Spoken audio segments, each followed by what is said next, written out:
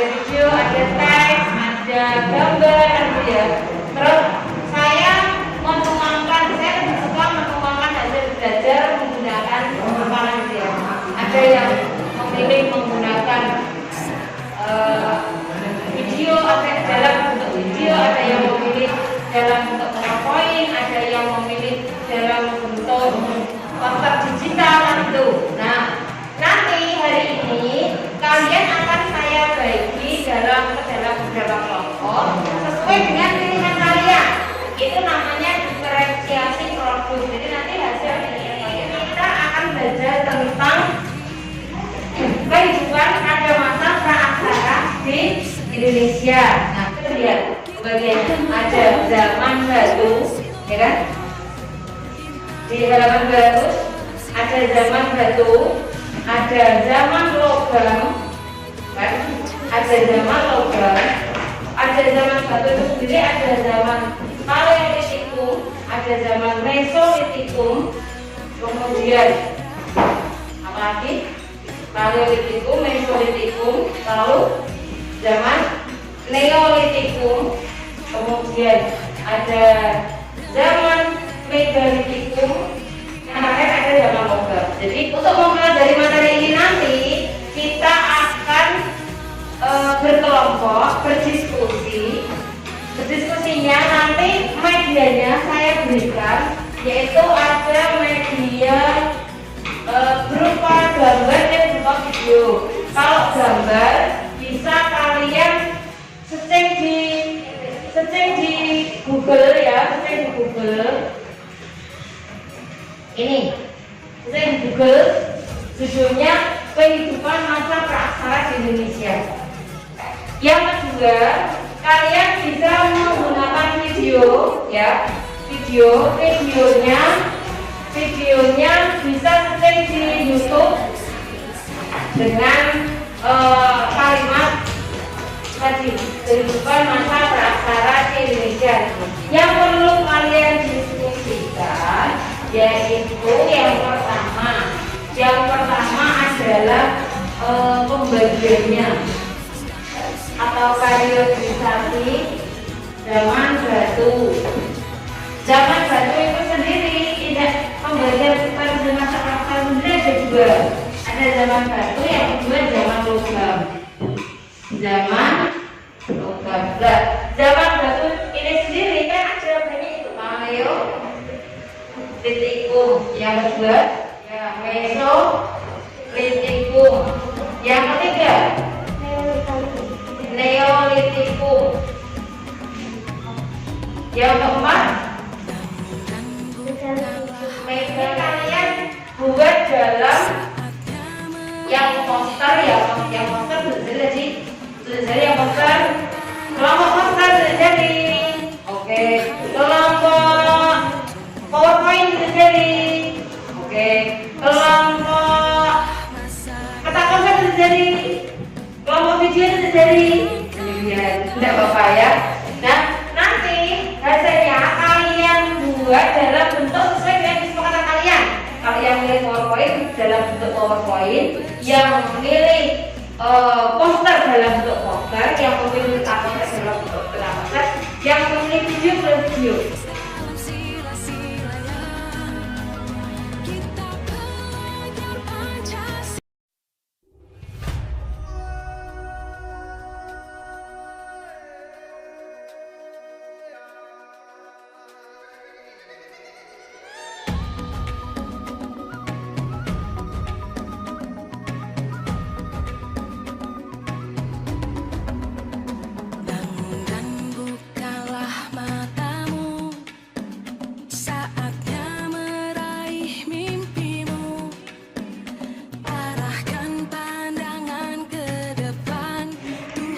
Pakai poster digitalnya pakai apa tadi? Ada yang pakai capcut, ada yang pakai apa? Ibis Paint ya Mbak Kalia ya. Terus kalau Mas Arselo pakai apa tadi? Capcut. Pakai capcut. Oh, pakai. Kalau kamu pakai apa Mas? Apa tadi? Pixar. Kalau kamu Mbak pakai apa?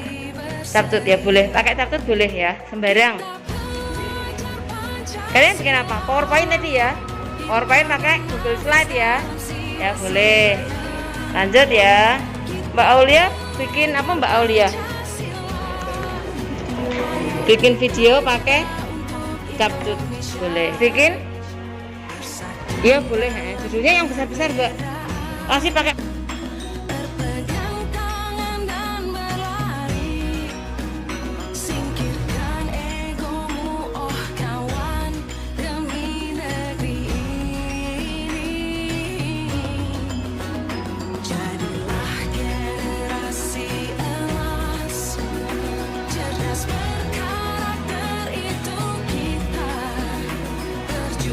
Hari ini kita sudah selesai pelajaran. Kita masuk sesi sharing session ya. Kita sharing apa yang kalian merasa senang, yang kalian merasa tidak senang, terserah. Tulis ya. Kalian tulis di sini hal yang menyenangkan dari pembelajaran hari ini. Ya. Tulis hal yang menyenangkan ataupun yang tidak menyenangkan ya. Tulis hal yang menyenangkan sama yang tidak menyenangkan. Ini perasaan kalian dalam pembelajaran hari ini.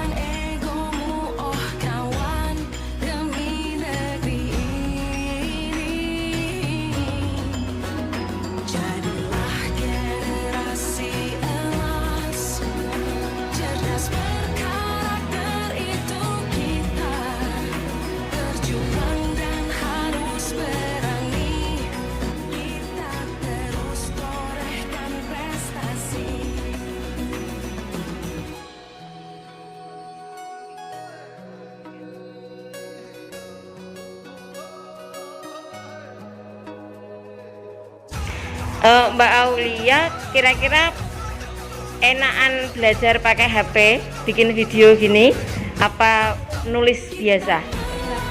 Enak pakai HP, kenapa? Mudah dan gampang. Oke. Kalian merasa enak belajar pakai HP bikin presentasi kayak gini, atau yang misalnya seperti biasa saya kasih pertanyaan nulis gitu?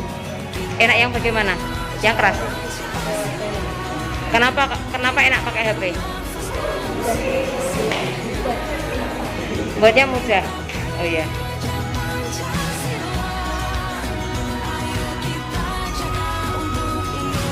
Dalam melaksanakan pembelajaran berdiferensiasi, ada beberapa hal yang bisa saya refleksikan, di antaranya yaitu 1. Persiapan. Sebelum melaksanakan pembelajaran berdiferensiasi, guru harus mempersiapkan secara matang sesuai dengan pemetaan kebutuhan belajar murid yang sudah dilakukan. Persiapan yang perlu dilakukan adalah meliputi penyusunan bahan ajar berupa konten-konten yang dibutuhkan, seperti bahan ajar dalam bentuk video, gambar, ataupun teks. Koneksi internet juga perlu dipersiapkan karena saat menayangkan bahan ajar video ataupun gambar, jika belum mengunduh sebelumnya, maka diperlukan koneksi internet untuk menampilkan video dari YouTube atau gambar dari Google. Yang kedua adalah tujuan pembelajaran. Tujuan pembelajaran dalam pembelajaran diferensiasi ini menurut saya sudah tercapai karena target dari indikator pencapaian kompetensi serta tujuan dalam pembelajaran dapat terlaksana dengan baik. Selanjutnya yang ketiga yaitu pelaksanaan. Pelaksanaan pembelajaran berdiferensiasi ini menurut saya membutuhkan waktu yang benar-benar mencukupi.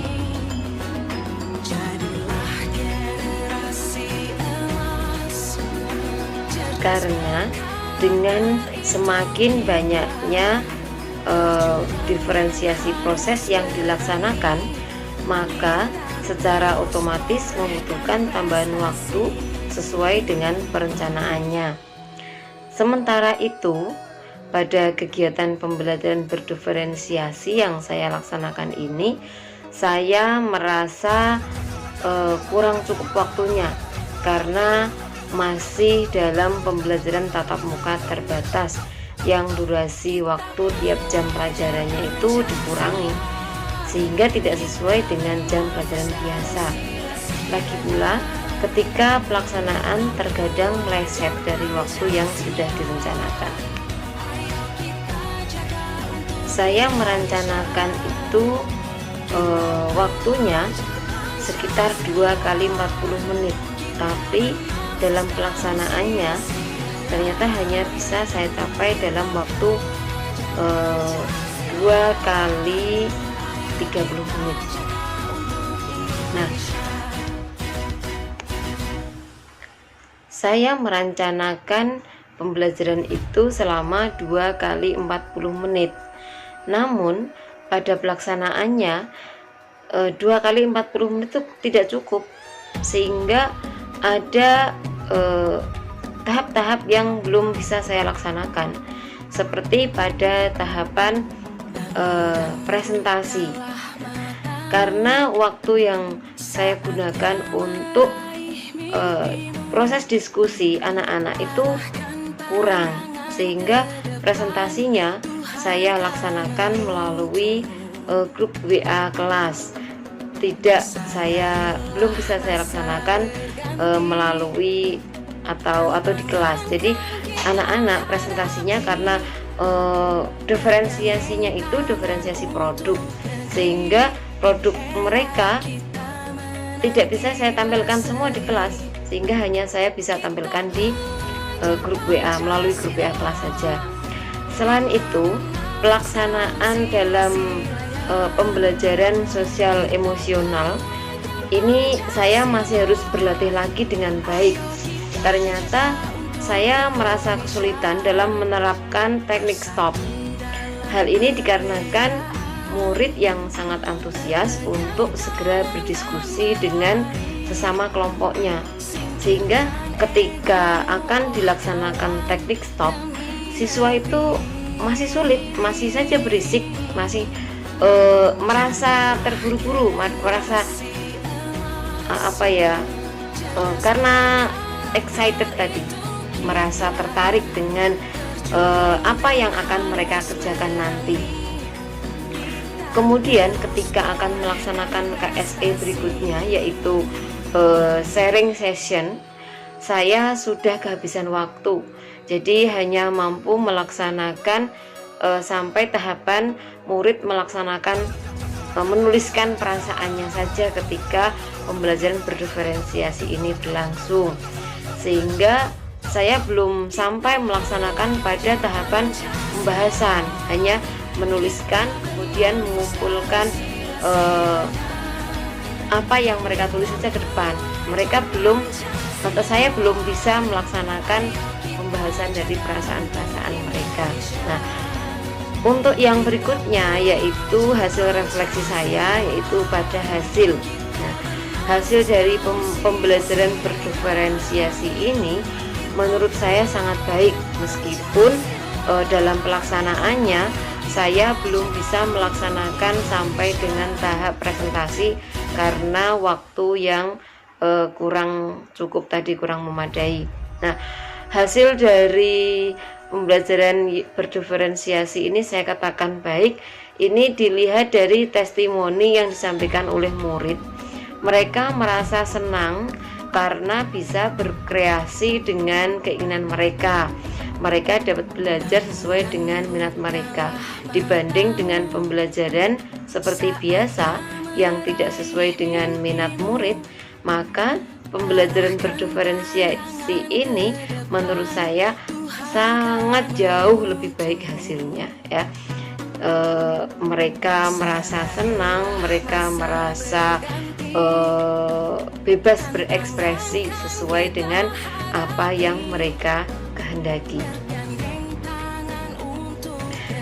Ke depan saya akan mencoba belajar lebih baik lagi, terutama dalam menerapkan KSE dan juga menerapkan diferensiasi proses.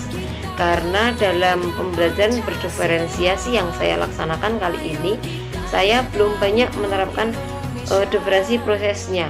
Saya baru menerapkan diferensiasi konten dan juga diferensiasi produk. Dan pada diferensiasi produk saya sangat istilahnya tertarik atau di luar harapan saya. Ternyata dalam berdiferensiasi produk ini murid itu sangat pandai dalam mengekspresikan atau menuangkan hasil diskusinya. Ini dilihat dari produk siswa, yaitu produk murid, yaitu berupa PowerPoint maupun video maupun poster. Itu di luar dari yang saya bayangkan. PowerPoint selama ini bagi saya itu menurut saya itu saya harus membelajarkan cara membuat PowerPoint ke siswa. Tapi ternyata saya hanya mengatakan bahwa anak-anak hanya kalau membuat PowerPoint hanya perlu mendownload Google Slide saja di HP kalian. Ternyata hasilnya itu sangat bagus. Saya tidak perlu mempelajari atau mengajarkan bagaimana membuat PowerPoint yang bagus, tapi ternyata mereka sudah sangat lihai dalam membuat produk-produk yang mereka harapkan. Dalam video juga sama, serta poster pun juga sama. Mereka ternyata dapat berkreasi dengan baik. Jadi menurut saya memang pembelajaran berdiferensiasi ini adalah pembelajaran yang sangat dibutuhkan oleh murid untuk menampung dari merdeka belajarnya. Saya kira cukup sekian dari yang saya sampaikan. Saya sekian. Assalamualaikum warahmatullahi wabarakatuh.